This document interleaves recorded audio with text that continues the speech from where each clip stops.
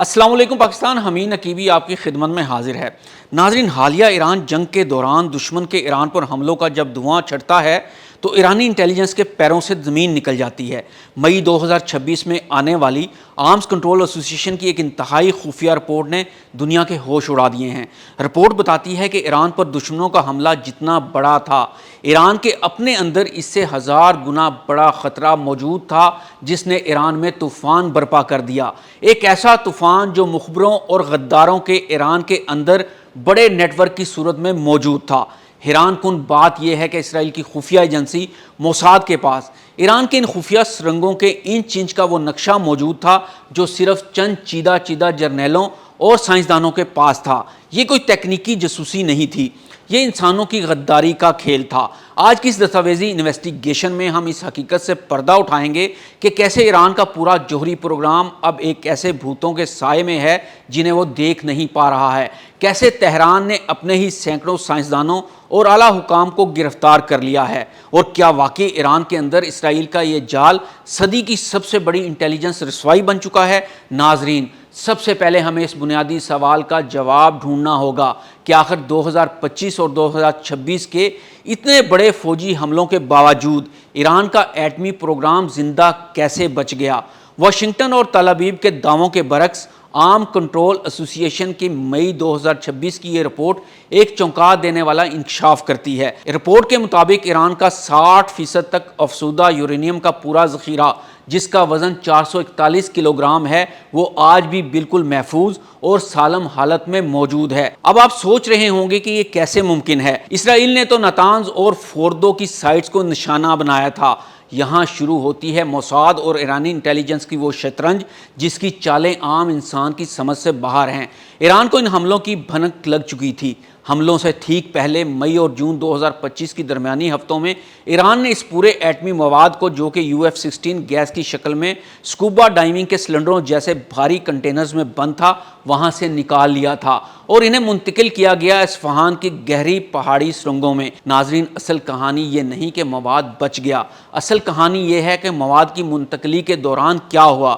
جیسے ہی ایران نے اصفہان کی سرنگوں میں یہ آپریشن شروع کیا، ٹھیک اسی وقت موساد کے ہینڈلرز کے کمپیوٹر پر اس پورٹیبل مواد کی نقل و حرکت کا ایک ایک سیکنڈ کا ڈیٹا لائیو اپ ڈیٹ ہو رہا تھا۔ یہ وہ وقت تھا جب ایران انتہائی رازداری سے اپنے سب سے قیمتی اثاثہ چھپا رہا تھا، اور اسرائیل کو یہ معلوم تھا کہ کس دن، کس گھنٹے اور کس منٹ پر کون سا ٹرک کس سرنگ میں داخل ہو رہا ہے۔ جب حملوں کے بعد تہران میں بیٹھی اعلیٰ کمانڈ نے انٹیلیجنس ڈیٹا کا موازنہ کیا تو ان کے ہوش اڑ گئے۔ یہ ٹیکنالوجی کا کمال نہیں تھا، کوئی سیٹلائٹ گرینائٹ پہاڑ کے اندر کا حال نہیں بتا سکتا تھا جب تک کہ کوئی اندر کا بندہ خود معلومات باہر نہ بھیج رہا ہو۔ اور پھر تہران میں وہ شروع ہوا جسے تاریخ کا سب سے بڑا وچ ہنٹ یعنی مخبروں کا ہولناک شکار کہا جا رہا ہے۔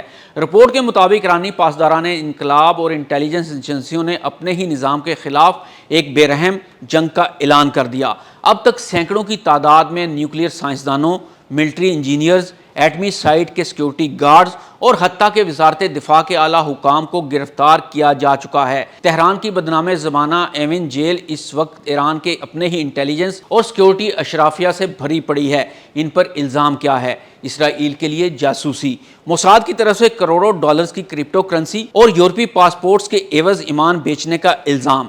ان میں سے کئی اہم انجینئرز اور سائنسدان ایسے ہیں جو تفتیش کے دوران پراسرار طور پر غائب کر دیے گئے، اور کئی کو خاموشی سے موت کے گھاٹ اتار دیا گیا تاکہ یہ معلوم کیا جا سکے کہ موساد کا یہ جال کہاں ختم ہوتا ہے۔ لیکن سیکیورٹی اداروں کے لیے سب سے بڑا ڈراؤنا خواب یہ ہے کہ وہ جتنے مہروں کو پکڑتے ہیں، اگلی انفارمیشن اس سے بھی زیادہ گہری جگہ سے لیک ہو جاتی ہے۔ ایران کا ایٹمی پروگرام اب ایسے جاسوسوں کے سائے میں ہے جن کے چہرے تو سامنے ہیں، لیکن ان کے دلوں میں کیا ہے یہ کوئی نہیں جانتا۔ ناظرین، آرمز کنٹرول ایسوسی ایشن کی یہ رپورٹ صرف گرفتاریوں کا احوال نہیں سناتی، بلکہ یہ دنیا کو ایک ایسے خطرے سے آگاہ کر رہی ہے جس سے پوری دنیا کا امن تباہ ہو سکتا ہے۔ اس وقت ایران کا بریک آؤٹ ٹائم کیا ہے؟